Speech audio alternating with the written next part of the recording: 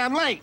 I had to stop by the Wax Museum again and give the finger to FDR. We know Al-Qaeda, Zawahiri, is supporting the opposition in Syria. Are we supporting Al-Qaeda in Syria? Well, it's a proud day for America. And by God, we've kicked Vietnam syndrome once and for all. Thank you very, very much. I say it again, you've been had. You've been took. You've been hoodwinked. These witnesses are trying to simply deny things that just about everybody else accepts as fact. He came, he saw, he died. Well, we ain't killing their army, but we killing them. We be on CNN like, say our name, bitch, say it 3 times. The meeting of the largest armies in the history of the world. Then there's going to be an invasion. All right, you guys, introducing Peter Van Buren, author of We Meant Well, about his time at the State Department during Iraq War II, which is excellent. He also wrote Hooper's War, which is a novel of World War II Japan, but really it's about our time, of course. He's no longer to be found on Twitter, but you can find him regularly in the American Conservative magazine and at his own great website, wemeantwell.com. Welcome back to the show. How are you doing, Peter? Thank you, Scott. I also haven't been thrown off of Facebook yet, if people prefer to interact with me there. But there you go. It's still early in the day, but as we record, yes. Right. Okay. Well, that's good to know. Okay, so you've got this great piece at TAC about the Mueller thing, but that raises the very important question of where have you been? Because I know that you were pretty upset about the whole Twitter persecution thing there, man, and I could see why you might just throw up your hands and maybe give up. But then I thought, you know what? Maybe you're writing a new book or something. Maybe I should ask you where you've been. I had in fact, I've had a working draft for some time of a book called Post-Constitutional America, and it posits that the United States has been through 3 great eras: the pre-constitutional era, where we were a British colony and subject to the abuses of power of the king; the constitutional era, which lasted from the drafting of the document up through September 11th, 2001, where we struggled to create a system of government that would work for us. And as imperfect as it was, it represented the idea of progress, if not always the practical. And then from September 11th forward, we've entered the post-constitutional era, where we've thrown all that stuff out, that Bill of Rights, and instead now simply shout at one another as a substitute. But the problem is that it's a story that has a very difficult ending, because so many things are still happening around us. So we'll hold off on that. Maybe I'll release it as a manga or something someday when I. But the idea of where have I been is an excellent question. What I've been quieter recently, mainly because it has become more and more difficult to write. I don't know how to say this without giving myself too much credit. I'll just say intelligently. And hope that people will forgive me if I sound arrogant.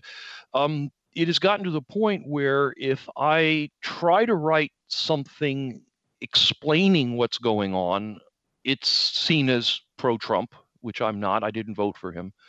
If I try to write something negative about Trump, it's seen as not enough and therefore somehow pro-Trump. If I don't dumb it down with lots of funny lines about orange Cheeto Jesus and petulant children and, all this silly things about Trump's penis and everything. If I don't sort of take what I hope would be a thoughtful look at what's going on the Korean Peninsula and leaven it with personal insults about Trump and claims on every other line. But, you can't trust the Kim Jong-un, and, Trump is just a jerk who's getting fooled, or this is all really about, him building the first water slide in Pyongyang.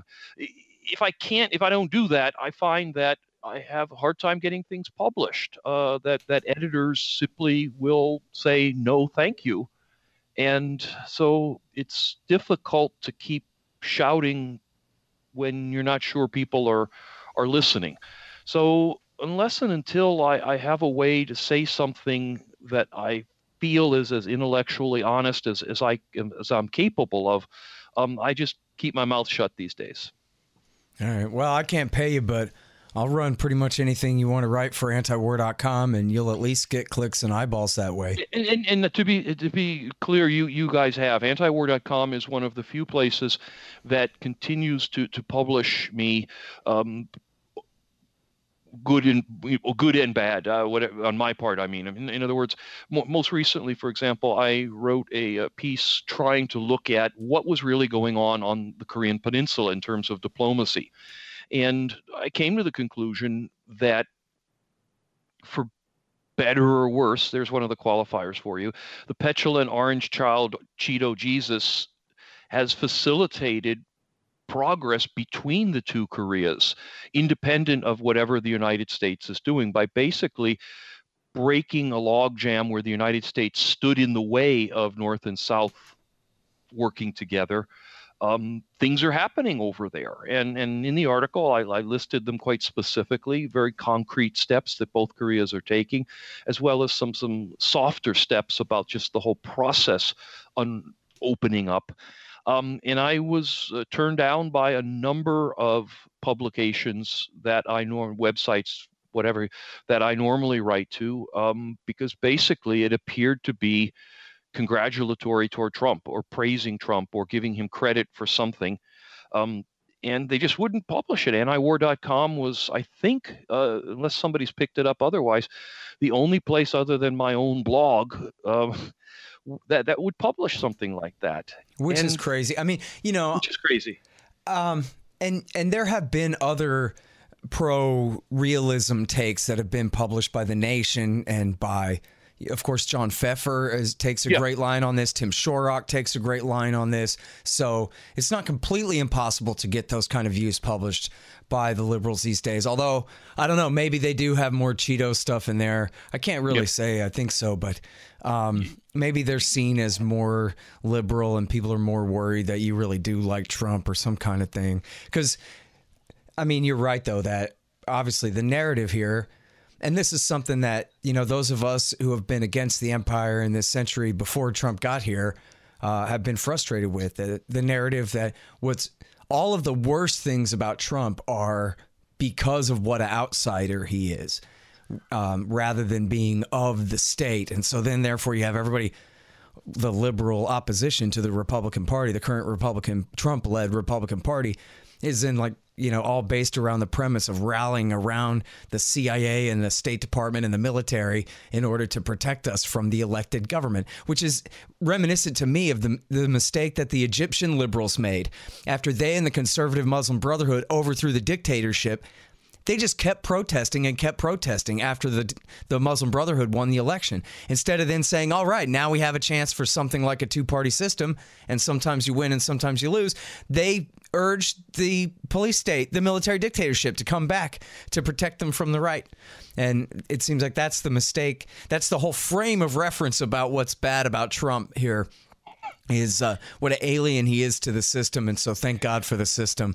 And I don't know how you're ever going to shake the liberals loose of that till he's gone, honestly. I don't know. I mean, I think we see that manifested in a near wholesale abandonment of history.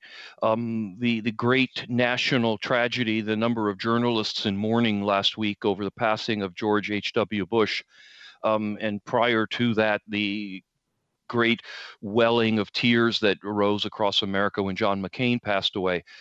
These are perfect examples of this ahistorical trend that you've identified there, where we essentially rewrite history as a way of reflecting our current thoughts about Donald Trump. Now, it seems kind of silly that we have to remind people that looking at history through the lens of our current passions is a very, very bad idea.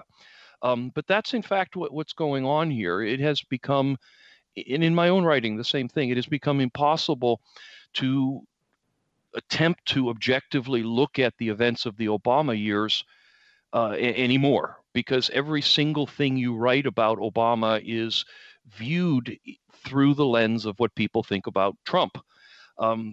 Some point, doctors may realize that it's possible for someone to die of hypocrisy.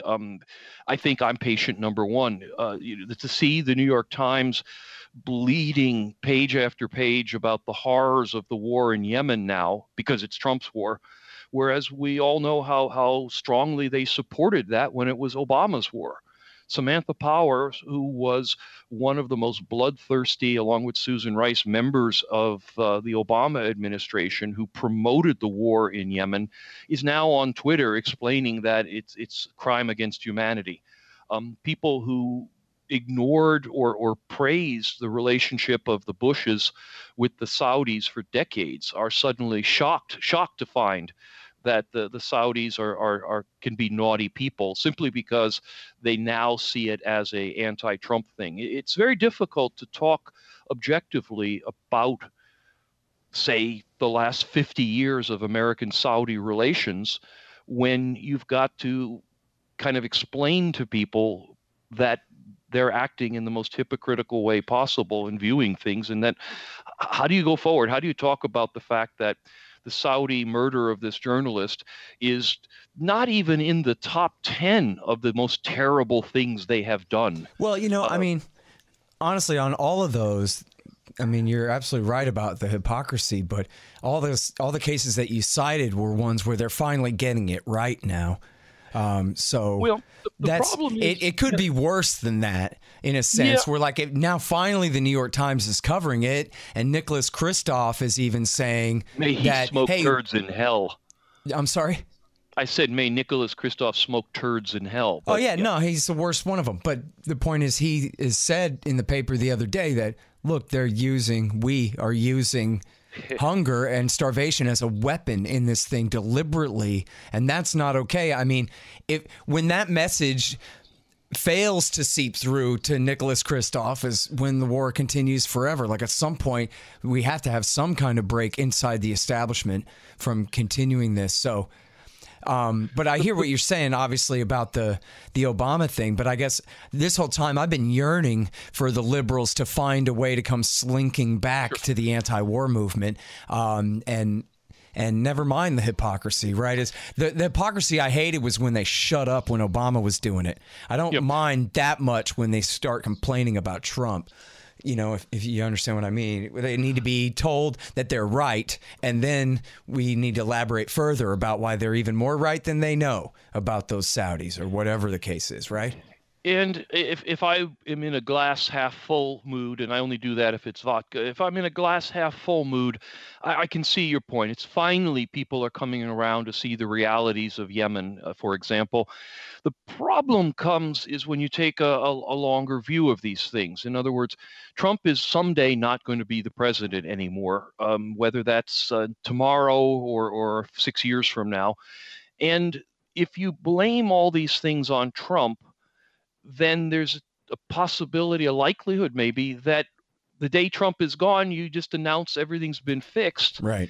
And, the Beto Hillary team that takes over in 2020 can go right back into Yemen because Trump's gone. It's all forgiven. And we go back to business as usual because the tumor has been taken out. Right. This is what's happened. Well, but this is all why you need to be writing more and constantly is because you do set a great example for just disregarding all of that garbage and sticking with the policy. And what counts is, for example, in Yemen, the USA is perpetrating a genocide. I mean, you call it crimes against humanity. That's exactly what it is, all right. It just like with the torture and the invasion of Iraq, this is going to come to define the United States of America. We're the ones who inflict famines on people deliberately. I mean, that is the kind of reputation that this country doesn't need. It's already bad enough as it is. And never mind that. I'm trying to make this selfish for people to understand how bad the thing is. So anyways, I forgot what I was going to say. Something about how, basically at all costs, people have to stick to the policy and the problem, the Saudis, the Lockheeds, the whatever you want to talk about with real substance to it, and ignore all this partisanship because, like you're saying, the next is going to be Beto, who, is as Israel first as Sheldon Adelson anyway. And so we're not going to see any better policy out of him or out of Chelsea Clinton or whoever. So people need to know that there are those like yourself who are consistently, have their eye on the ball and take care of getting these messages right on all these policies, no matter who's in power, That's the lesson of history. That's why we study history. It's not whataboutism. It's learning from past actions and mistakes. Right. I mean, when I give my rap, somebody invites me to give a speech. My speech is about how this is all Carter and Reagan and Bush and Clinton and Bush and Obama and now Trump's fault. All equally. There's no favor there. They are all just absolutely as guilty as each other for getting us into this mess, for killing millions of civilians, and for making everything worse. President after president after president, doubling down on his predecessors' mistakes. Of course, we can go back to McKinley or Wilson or whoever you want to, but just in the Middle East intervention era, I mean, hell, FDR, but the Carter Doctrine is a great place to start. And there's no reason for anyone to have to want to prefer any of those presidents to each other at all. Right. Anyway, so I hear your frustration, but I think that's why to keep writing, not why to throw your pen down. All right, fair enough.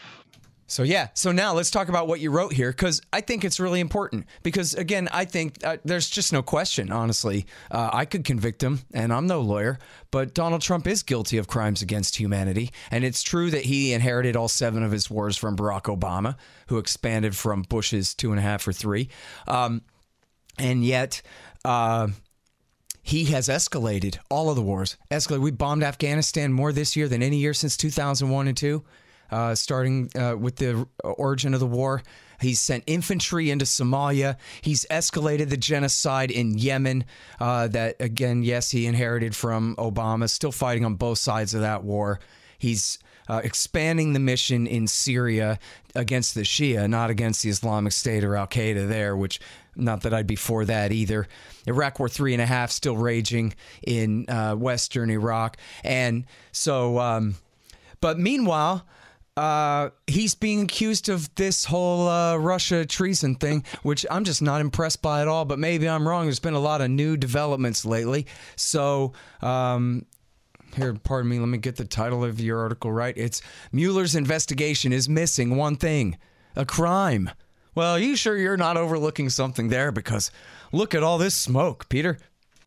I know, it's very hard to see through all that smoke. And when you do kind of get a clear line of sight, what you see is that there are 3 strands here that need to be looked at independently. And very, very briefly, and I go into more detail in the article, and on my blog, I'm going to have a longer piece about this tomorrow. It's a lot of excerpts that didn't fit into the piece that people will read on the American Conservative.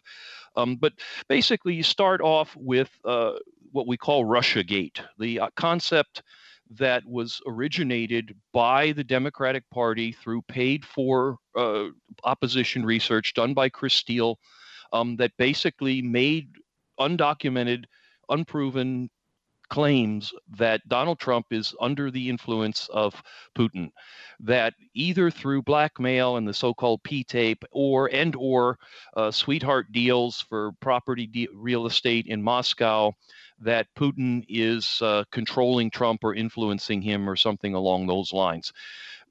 There's simply no evidence of that.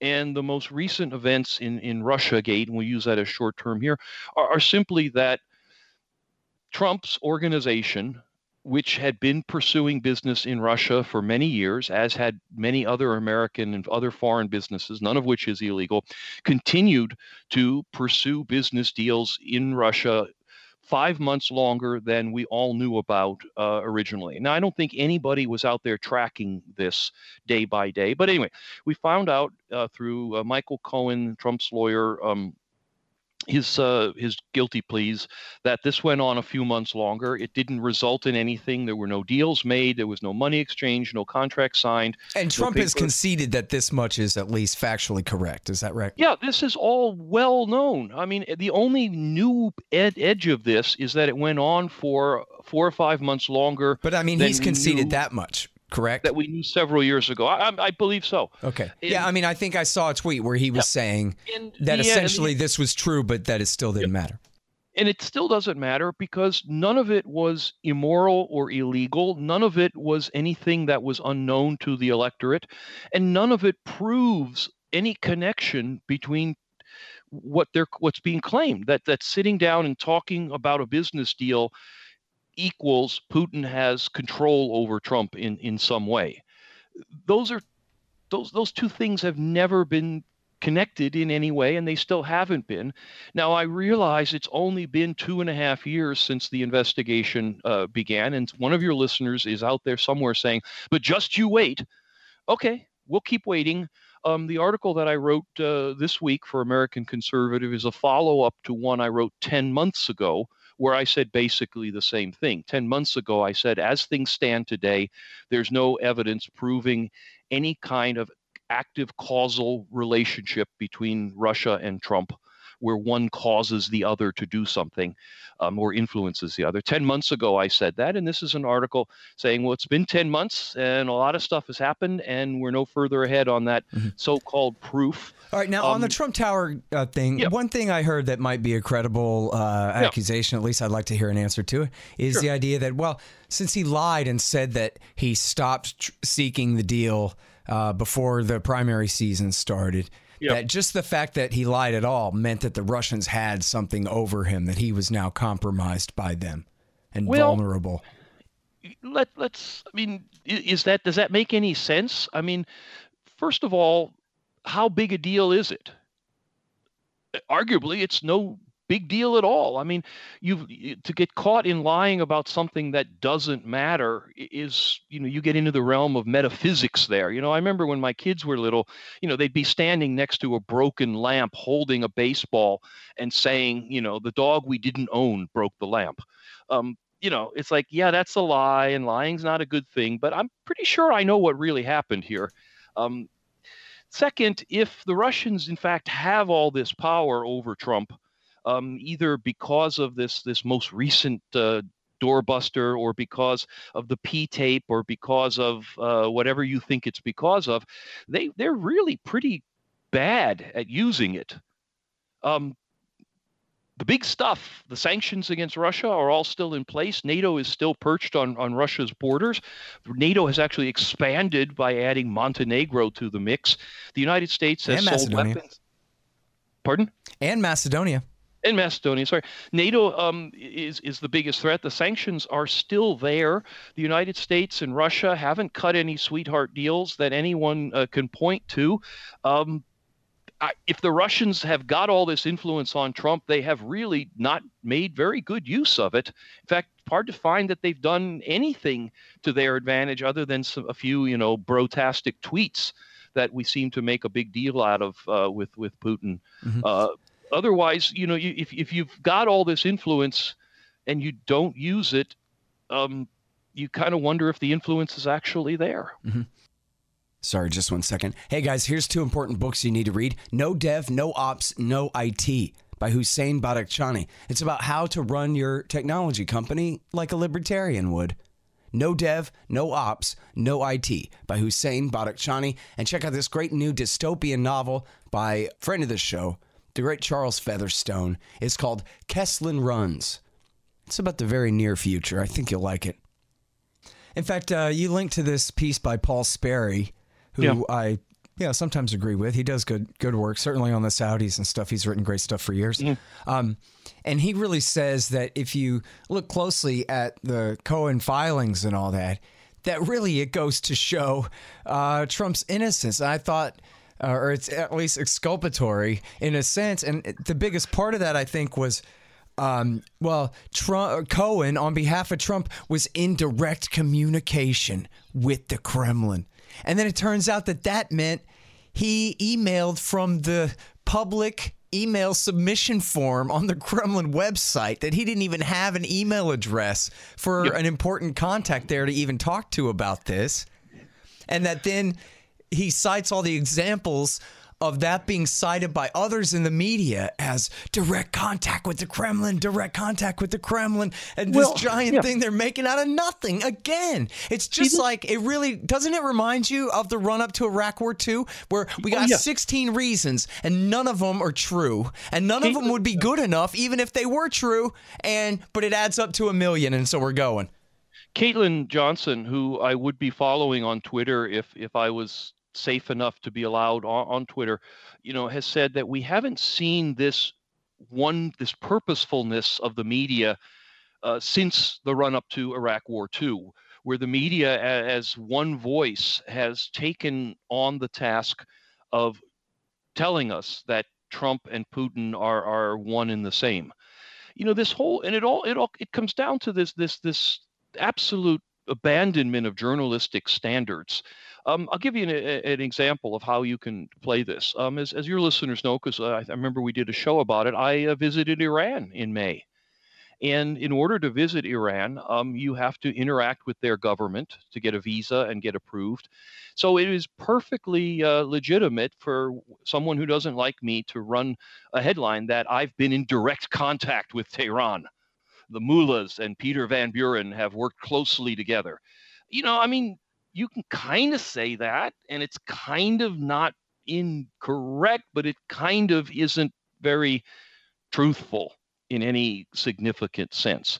And so what happens is that Michael Cohen, who's representing a multi-billion-dollar corporation who does real estate deals around the world, was talking to some people in Russia for many years about the idea of building a hotel there. That gets translated into Trump is in direct contact with the Kremlin. And it's simply not an accurate, complete, useful way of looking at this. It's essentially the tabloidization of everything. And, it would be a little bit, slightly more forgivable if essentially the story was true, right? But instead, It's nothing but a pile of a lot of these. And speaking of which, let me ask you this. Are you satisfied that the GRU are the ones that hacked the emails and gave them to WikiLeaks? Well, of course, we haven't seen any of that any evidence. All we've seen is a finding by 3 of however many intelligence agencies we have, one of which only had moderate confidence in their answer, the NSA.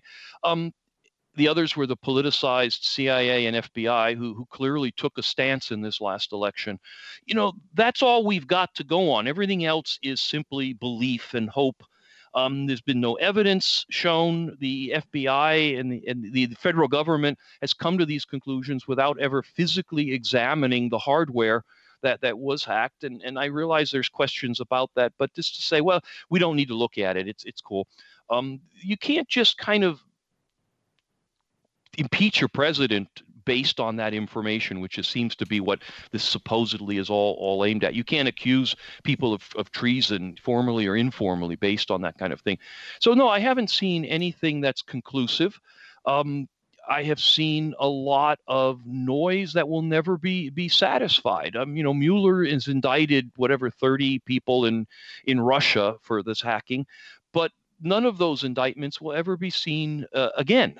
And for those of people out there who haven't gone to law school or lack access to a dictionary, an indictment is a statement by the prosecutor where he or she is trying to make the case seem as clear and unambiguous as possible. But take a look at that word prosecutor. There's a hidden clue right in there. Their job is to prove the crime. Their job is not to produce in the form of an indictment or a report or whatever, a independent, fully all sides reviewed look at something. It's one-sided. It's meant to be one-sided. In our adversarial legal system, the prosecutor takes one side, which is this guy is guilty as hell and here are the reasons. And the defense, if they're ever given the opportunity, takes the other side, which says, no, this guy is completely innocent. If anyone out there has ever served jury duty or seen anything beyond TV, that's how it works. And so all these journalists who are rewriting passages out of Mueller's indictments, whether they're about the so-called hackers or whether they're about whatever the flavor of the week is, quoting out of the indictment is absolutely ridiculous. It's meant to be one-sided. It's obviously one-sided. It has to be one-sided. The prosecutor wouldn't be doing his job if it wasn't one-sided. But yet to state, well, the U.S. government has made clear that Trump and Cohen worked together on these payments. The U.S. government hasn't done that. A prosecutor whose job it is to present evidence against one side has made those statements. They've been uncontested in court. Or by any means, they've been uncontested. And simply to repeat them as now facts is out of the range of reality. The same thing with these intelligence findings. A finding is simply the best conclusion that can be drawn on the available evidence at that time. And in the intelligence world, sometimes you need to do that. The president is going to negotiate X, Y, and Z with France next week. What is our best finding at this moment in time on how the French see that problem? You can't wait for the final results. The meeting is next week.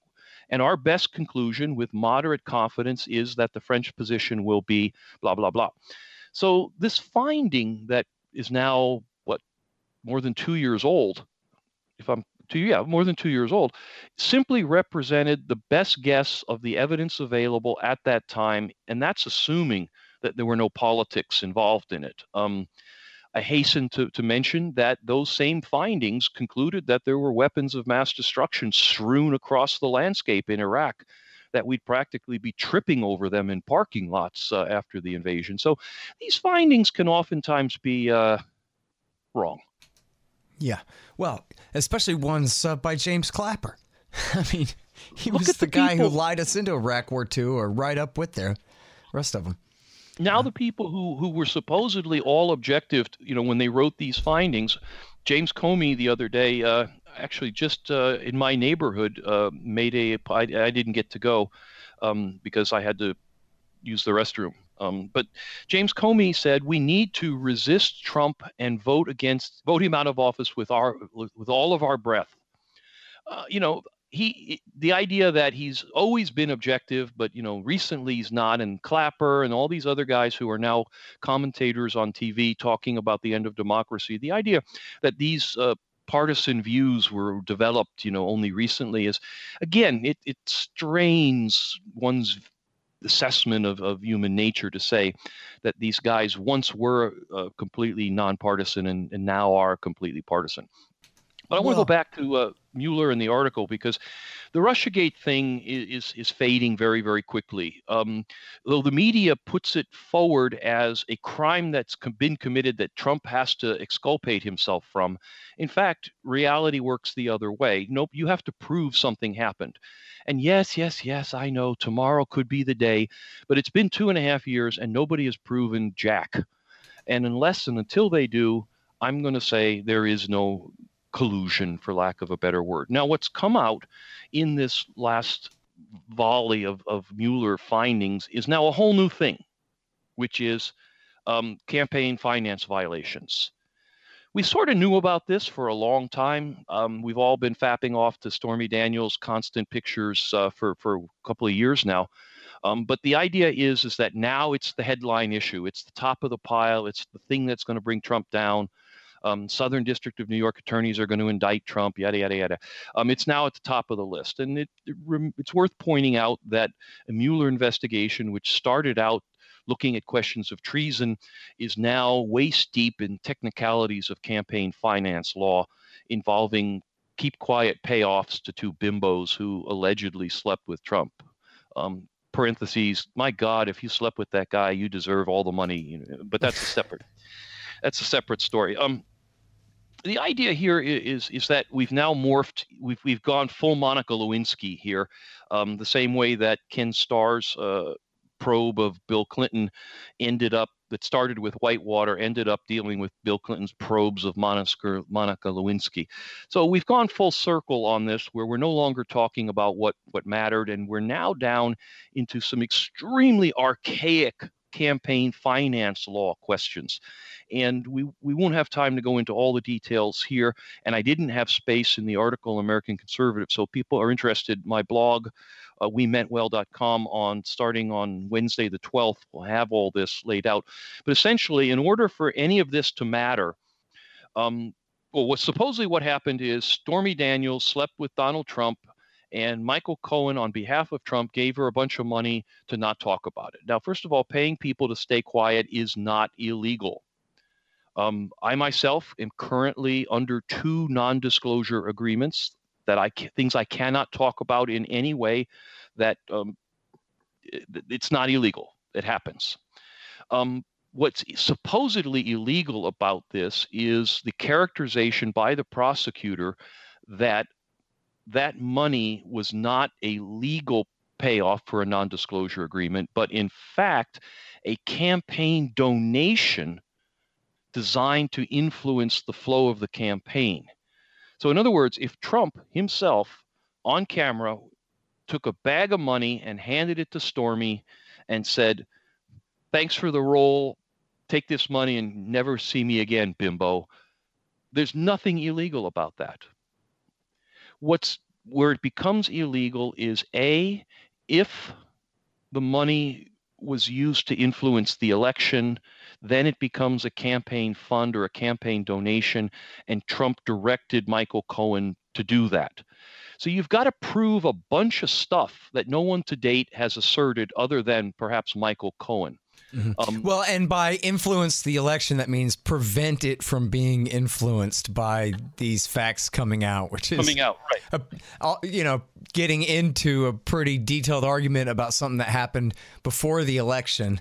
That, as you're saying, they went fishing, looking for treason, and coming up with this. Yep.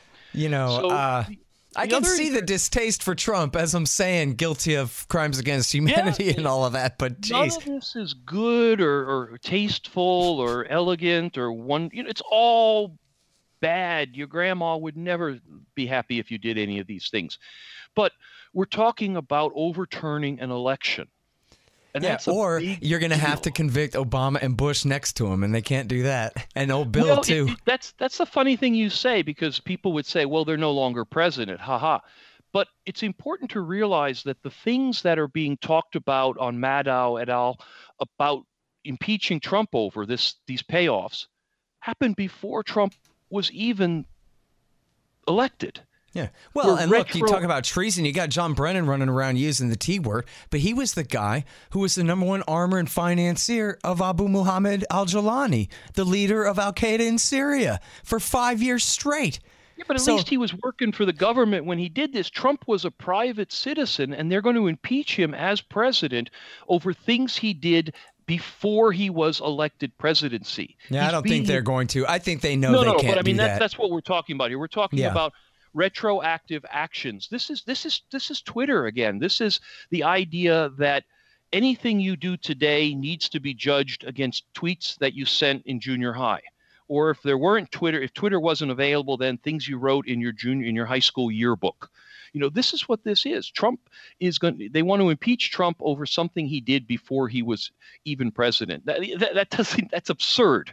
That is absolutely outside of the boundaries of what impeachment was written into the Constitution for. Well, and seriously, I mean, when you're talking about hush money for hoes, it's not like we're talking about that time he hired a guy to kill his business competition or something where it's a serious felony, Or that time that he launched a genocide against the Iraqi people, or that time that he used, white phosphorus weapons against children or anything like that. Yeah, no. Certainly not. And I noticed this when I was a kid, that Nixon was run out of town over a burglary and not over the secret war in Cambodia. And it made perfect sense to me. Why? Because the state was guilty of the latter crime, whereas just Nixon and his henchmen were guilty of the former, Yeah, whatever. Killing brown people's never been a problem for Americans. I guess not. Now, the other thing I want to throw in here very quickly is, because it's getting a lot of press, is the idea that, well, fine, Trump is going to not be impeached. He's going to be indicted by the Southern District of New York, that they are going to bypass all of this political stuff, and they are going to indict him for crimes. Well, first of all, we have a long history in the United States that we don't indict our sitting presidents. And both sides do not want to throw that baby out with the bathwater here. Nobody wants every president, Republican or Democrat in the future, to face, indictments from any idiot prosecutor. I do. TV. Well, it ain't going to happen, and it's not going to happen over a complex campaign financial thing. So the next thing that the media has jumped on is that the Southern District attorneys are going to seal the indictment and unveil it the day Trump leaves office. Well, first of all, no, because if Trump leaves office in 2020, that means a Democrat won, and they're not going to start their term of healing and bringing the country together by prosecuting an ex-president. Not going to happen. Sorry. The other thing is that if Trump wins the election in 2020, all this goes away because there's a 5-year statute of limitations on these so-called crimes, and they occurred in 2016. So the point is, nothing of this is going to come to anything. And here's the final phase, the third thing. So RussiaGate, nothing there. This whole thing with the payoffs, it's not going to lead to indictment or impeachment. The third thing is where this is going to end up, and that is Mueller is going to produce some form of report that is going to say that somebody, maybe Trump, maybe Don Jr., whatever, obstructed an investigation that ultimately found nothing. And the Democrats are going to play ball with that for 2 years. This is the essential element of a perjury trap, a process crime, a created crime that had there been no investigation, which found nothing, Trump wouldn't have obstructed it. His obstruction was non-material because the investigation concluded there was no RussiaGate or anything, but he obstructed it. And therefore, there's a created crime here, manufactured essentially by the process of having an investigation. And Democrats, here you go, please hold hearings on that for 2 years. And that's what's going to happen here. Yeah, well, it is sort of like the Benghazi thing. And that is part of the irony of this too, right, is that Trump really laid his political foundation and credibility with the kind of populist talk radio right-wing audience by talking about, with his claims that Barack Obama was a secret Muslim born in Kenya and a usurper of John McCain's rightful throne and an illegitimate occupant of the Oval Office and the White House. And so really, if anybody deserves this, it's him. Just for irony's sake. Not that the accusations against him are any more substantive than his against Obama were. No, the Democrats and the media, and we still say them as separate things, but essentially the majority of media in the United States has adopted the Democratic view on these issues, has wanted from literally the first day of Donald Trump's election to put an asterisk next to his name, that he was not legitimately elected. We've gone through how many iterations of this, starting with the whole popular vote thing, one of the stupidest memes that has ever emerged in America, that, well, Trump didn't win the popular vote, so he's an illegitimate president. We've been through that. We've been through the Hamilton electors. We've been through the emoluments clause. We've been through all sorts of silliness that I don't know, there was something about how Trump was sworn in that wasn't right. I don't know. It goes on and on and on. And then we started in on RussiaGate or crimes with Stormy Daniels. And the whole thing since his day of election has been an attempt to put an asterisk next to his name and claim he is an illegitimate president. And that's what this is all going to be. These 2 years of Benghazi-like hearings. And hey, how'd that work out for the Republicans? Lessons of history. Yeah. This whole thing is going to, and Ken Starr prosecuting Clinton. How'd that work out for the Republicans? It is so horrible and ironic, though, like what you're talking about as being the wrong thing. I mean, that's how every president should be treated. And again, it's because of how false the accusations are. If they would only focus on the things he's really doing wrong, he absolutely is a legitimate president. Again, in the very same sense as his predecessors. Yep. It's a war criminal. I mean, there are little babies dying in Yemen right now. No matter when you're hearing this, right now, at the hands of the USA. I mean, man. Well, the same week that the headline in the United States was kids in cages, the United States accidentally blew up 30 women and children in Afghanistan with a misdirected cluster bomb. That was you, wasn't it, that said that all the Republicans have to do is seed the Mexican immigrants with a few Palestinians, and all the liberals will shut their mouths about all the refugees from now on? Yeah, and if the Palestinians aren't available, the Afghanis or Iraqis or Yemenis or Syrians or pretty much anybody, because you can blow up children in Afghanistan and it barely makes any news outlet, never mind a mainstream one. But if you put a kid in a cage, this is the time for the democracy is threatened or something like that. Right. And Scott, going back to our original statements in this session, the very first things we talked about when we picked up the mic here today, this is only possible to discuss on shows like yours or antiwar.com, because anyone else would have been screaming that I am a Trump supporter by poking holes in all this. And I don't poke holes in the Mueller process because I support Trump. I poke holes in the Mueller process because I try to see the bigger story here, that the process is damaging to the United States, and every president getting their own special prosecutor on Inauguration Day is not going to be good for us. See, I disagree about that. I just think that the questions need to be pertinent, not a bunch of garbage. Well, that's the second side of it, which never gets talked about, which only gets talked about here, is that we ignore the larger crimes for the salacious ones. We ignore the cluster bombs in Afghanistan so we can wring our hands over Trump cheating on his wife, who he married after cheating on his earlier wife. We're focused so much on the political. These special prosecutors, if they actually did what their job was, then they'd be a wonderful thing. But instead, what they are, and Ken Starr was one, same as Robert Mueller, is they are the fixers. They're the deep state agents whose job it is to get things back to where the other party wants them to be. And as long as we allow this to happen and support it, we empower the empire, because I can't say deep state. We empower them to have free reign in so many other ways, which are so much more devastating to the world, to human beings, to us as Americans, to our soul. Mm-hmm. Hey guys, here's how to help support the show. First of all, buy my book, Fool's Errand, Time to End the War in Afghanistan. Everybody likes it. It's got great reviews. Read the paperback, the Kindle, or the audiobook, and the EPUB is available at Barnes & Noble and everywhere else online as well. Fool's Errand, Time to End the War in Afghanistan. And also, I take donations. If you go to scotthorton.org/donate, you'll see the kickbacks. You can get a lifetime subscription to Listen and Think audiobooks, or a silver commodity disc for any donation of $100. And you get a signed copy of Fool's Errand for $50. So that ain't too bad.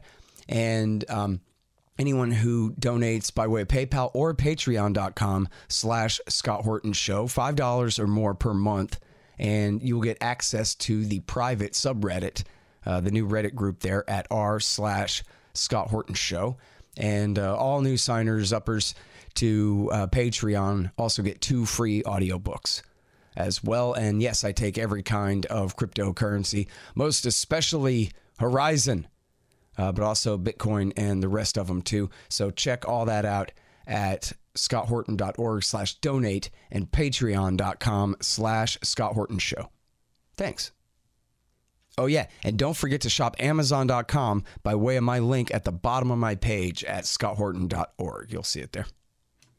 Well, I'm telling you, yeah, the whole narrative about, thank God the adults in the room are here, meaning a bunch of Marine Corps generals are here to veto any, wild and crazy things that this, again, this horrible president who the worst thing about him is that he's an outsider, that he hasn't been vetted and feted through being a governor or a senator first, and all this kind of thing. And so thank God that Mattis is here to say, no, we cannot withdraw from Afghanistan. No, we cannot withdraw from Syria. No, we cannot withdraw from Somalia, when on those three at least. I think Trump is worse than Mattis on Iran probably, but at least on those three and the terror wars where Trump says, I want to give these up. What are we even doing there? They tell him, hey, man, anything bad that happens there after we leave, we're going to blame on you.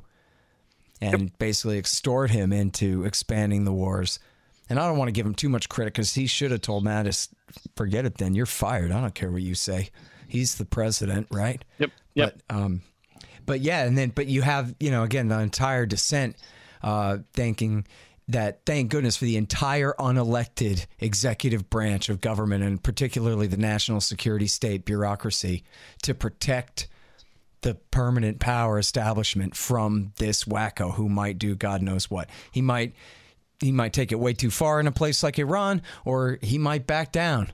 But either way, they're not in a place like Somalia or something, but either way, they're not having it. And of course, he's just as happy to expand the war in Somalia or in Afghanistan. So screw him too. I mean, he could at least just leave it the same and not make it all worse. But instead, he says he wants to tell the military, take the gloves off. That way later, when none of it works, which he knows none of it will work, he'll at least be able to say, hey, I'm no Lyndon Johnson here micromanaging. I'm no Barack Obama micromanaging. I told the military, do your best. It's not my fault if they failed.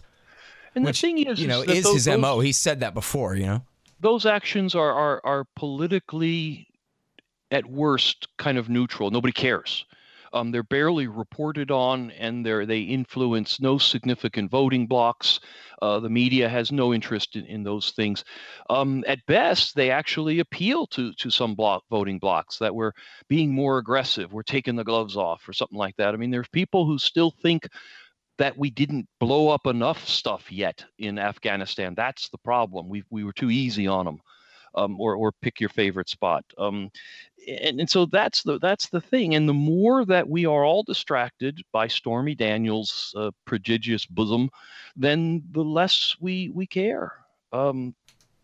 It's a stunning turn of events in the United States, and it will represent damage to our nation long after Trump is gone. He's going to be a little blip on the political landscape, whether he's in office, like I said, 2 more years or 4 more years or whatever. It's not going to matter. What matters are 18 years of war in Afghanistan, which will continue under the next president, whether it's Beto or anybody else. Yeah, which he just lost for Senate. I don't know how anybody thinks he's going to be the president. But yeah, let's take a guy. At least he ain't Joe Biden. In one of the states that has the highest electoral count, and that'll be our guy. Let's go with that. And by the way, he's a white guy. That's messaging that's consistent. Who writes this stuff? Yeah, I don't know. Hey, listen, I know you wanted me to let you go 20 minutes ago, but let me go ahead and keep you 10 minutes more and talk about Korea here. 10 minutes more. Let's talk about Korea. Okay, so I don't know. Who's this President Moon, and what has he accomplished so far in his life? President Moon is the guy who wants to be the world leader who brings peace to the Korean Peninsula. He has previous Korean leaders have had lesser ambitions, and even those ambitions have been held back by the United States, who has refused to negotiate with the North Koreans. The last serious attempt we made at negotiations was Bill Clinton back in 1999. And since then, 8 years of George Bush and 8 years of Barack Obama, we have refused to negotiate with the North Koreans in any substantive way. Meanwhile, while we've been sitting on our hands, the North has had a significant change of leadership. Kim Jong-un has assumed leadership and has consolidated his power and has sent a number of signals. Yes, I know we can't trust him. A number of signals to the United States, to South Korea, and to his allies in China that he is interested in some version of reform, that he wants to explore this. For those who actually have looked at a history book, he envisions himself as some form of Deng Xiaoping in bringing North Korea closer to the modern world. These are all negotiable terms. He's got exactly one card to play, and that is his nuclear weapons. That is the only reason North Korea isn't Somalia or Yemen or Afghanistan or pick your favorite hole in the developing world. The only reason that North Korea exists and the only card Kim has is nuclear weapons. He can trade those away or make adjustments to his military in return for things. Other than that, he's got very little to bargain with. He now has a government in South Korea that wants to talk with him. And whatever happens in North Korea, it's going to fall most heavily on South Korea. Look at what happened in Europe when the wall came down between the two Germanys. Who got stuck paying for all that and cleaning up the mess in East Germany? It was mostly the West Germans. And so South Korea is going to be the ones that's going to suddenly take on the responsibility of bringing North Korea into the 21st century with all that entails. And they're ready to do that. They've got a government now that wants to do that. Moon is secure enough at this time politically that he doesn't have to worry too much about his right-wing flank that are picking at this. And for the very first time since 1999, the United States is willing to not get overtly in the way. In other words, the United States is willing to participate in this process in some form. Currently, our participation appears to be just standing to the side and letting the Koreas talk to each other, which is good. It opens the door to the United States participating more directly in the process. That's kind of where we are right now. You don't want to be too optimistic because there's a lot of moving parts. But to be absolutely pessimistic ignores the realities of what's going on. The fact that Trump and the summit was in June, my goodness, it's been 6 months since then. Anybody who thinks that major diplomatic things happen in 6 months is, quite frankly, an idiot. It took years to negotiate Obama's deal with Iran, and that didn't even involve actual nuclear weapons. So this is going to take a long time. It's going to have lots of small steps. There's going to be forward steps, backward steps, what have you. But it represents an opportunity that we, the world, may find a way out of another one of the little tricky potential Armageddons that exist out there. We can blow it so easily, and it's very easy to, if Trump is a one-term president, this will end. Whether it's a Republican or a Democrat, neither will be willing to take the political risk that Trump has and listen to the crap that's been shoveled at him. So this is a 2-year window that the Koreas have to work inside of and hopefully come to some kind of agreement.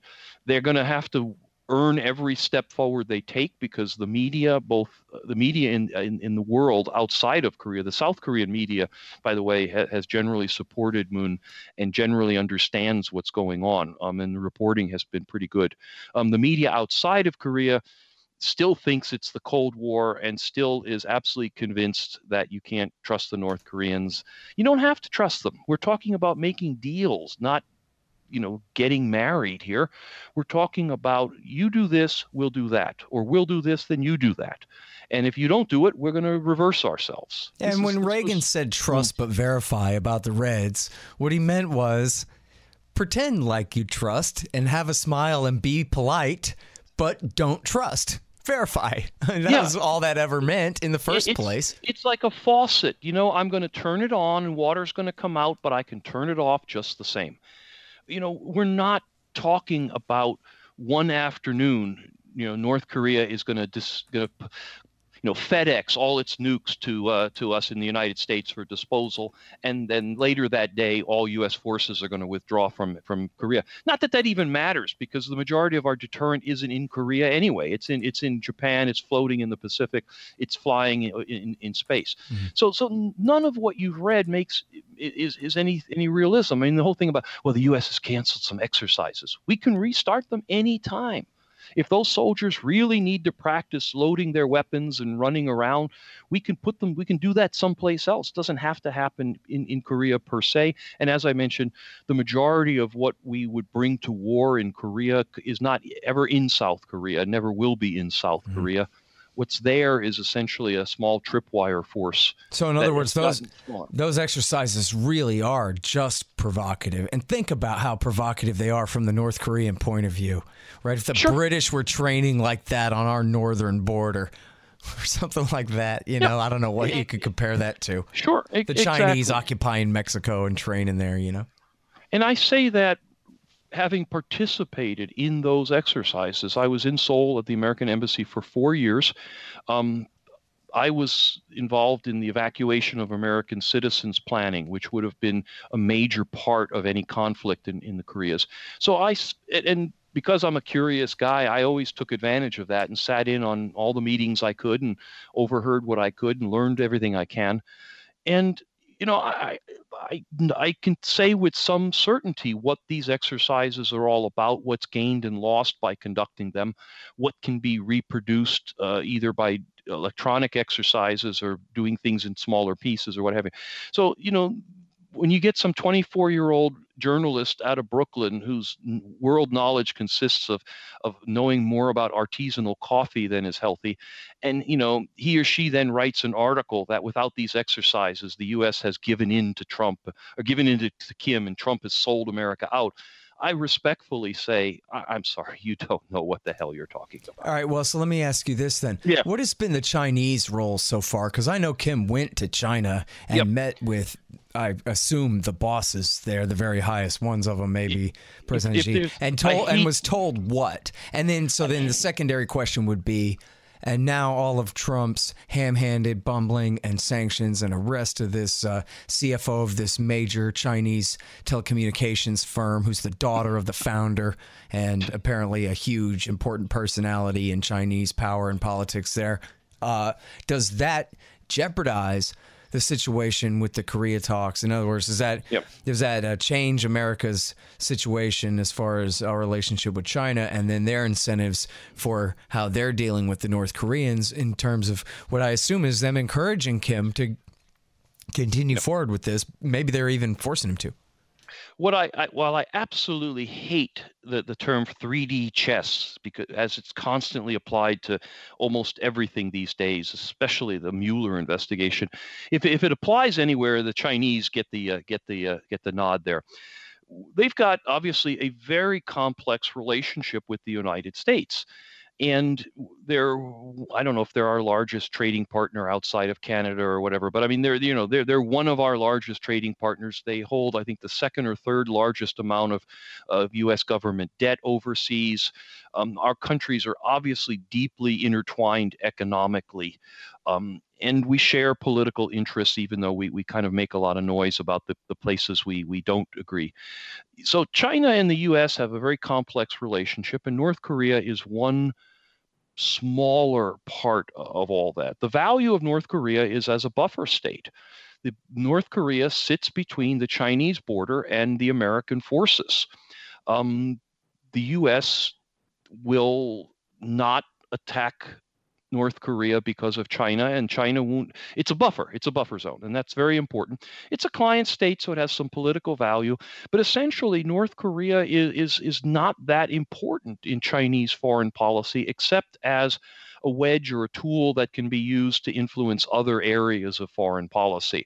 Whether or not issue A, and this week it's this woman who got arrested, but next week it'll be something else.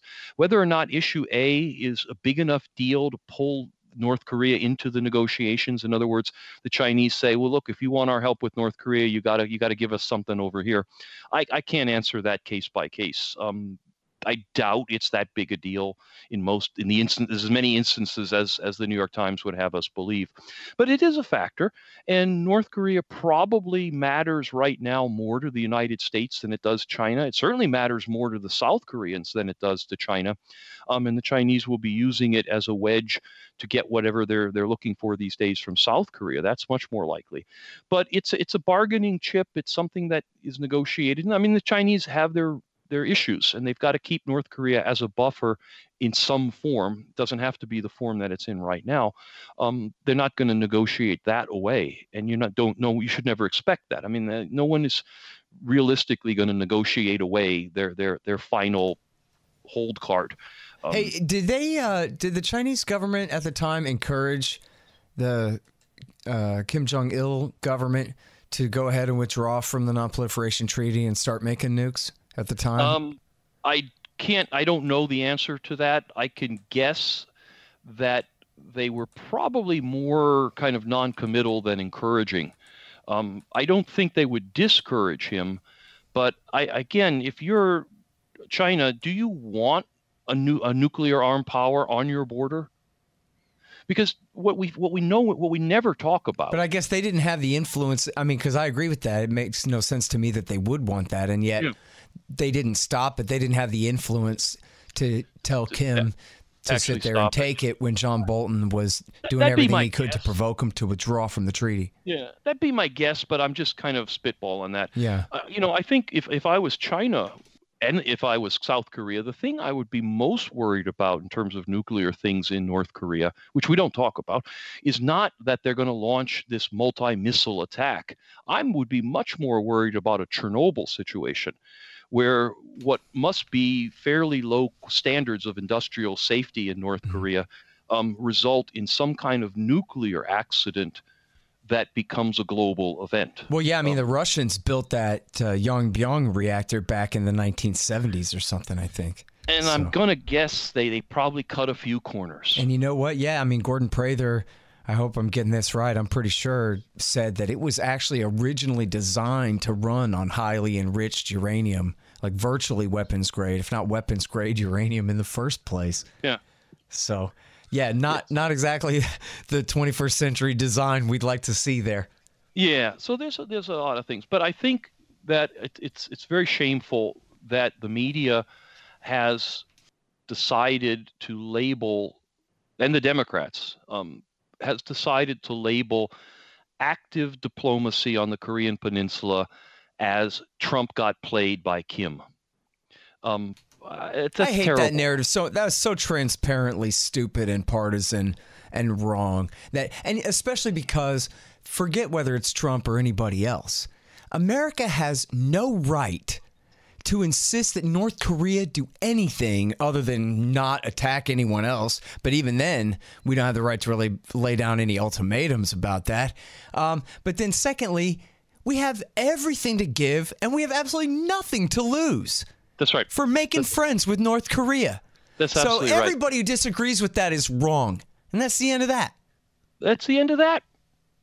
All right, Scott. Well, I encourage folks who found our discussion about what's going to happen next in Mueller to take a look at my blog, We Meant Well, tomorrow or Wednesday the 12th, because I'm going to have, like I said, the outtakes, the director's cut of the article that's appearing on the American I'm glad you mentioned that, because that's the thing you often do, and I'm not sure if people are aware of that. Yeah, you can often find the longer, better version of your articles at wemeantwell.com. And as everybody doesn't know, or maybe doesn't know, when you're writing for someone else, and especially if you're being paid for it, as I try to be, you face a lot of restrictions. And this isn't like, the man tells you what to do or anything. This is reality. Articles can be only so long. Everybody knows attention spans are short. And so in every case, you are given a word limit. And in some cases, there are political considerations. In some cases, an editor might say, this is a great point, but we just paid famous person X a lot more money to make that point in an article that's running the next day. So I'm sorry, I got to cut you. All sorts of things happen that mean that you can't produce the version you personally want if you're writing for someone else. It's the same reason there's director's cuts out there of Hollywood movies. So on my blog, I almost always will run a different version of what was published. And it often is longer and more detailed. And if people are interested in that kind of thing, they're welcome to take a look at it. I will not ever share really why a version is different when it's printed at Reuters than what it's on my blog or whatever. I mean, it's just, there's no value in getting into that too deeply. But basically, in 9 times out of 10, it just has to do with length. So take a look at the director's cut tomorrow. And otherwise, Scott, it's a pleasure. Hey, can we say Merry Christmas on this show? You can say whatever you want on this show, man. Okay, Actually, I try to mute out the F-bombs, but other than that, yeah, no, man. All right, well, you Merry can support fucking Christmas to BDS all on of this you. show. All right, well, Merry fucking Christmas to all of your listeners who find that a nice thing to be told, and happy holidays or whatever. I wish everyone the very best, and we'll be back at it in 2019, if not sooner. Yeah, right on, man. You too. Thank you very much, Peter. Appreciate it. Take care, please. Bye-bye. All right, you guys, that's the great Peter Van Buren. He wrote, "We meant well about Iraq War II." Well, about his time in Iraq War II. I don't think he was speaking for Bush and Cheney there. And then, he wrote Hooper's War, a novel of post-World War II Japan, but, it's about us. And find him at TAC, theamericanconservative.com. Mueller's investigation is missing one thing, a crime. All right, y'all, thanks. Find me at libertarianinstitute.org, at scotthorton.org, antiwar.com, and reddit.com/Scott Horton Show. Oh, yeah, and read my book, Fool's Errand, Time to End the War in Afghanistan, at foolserrand.us.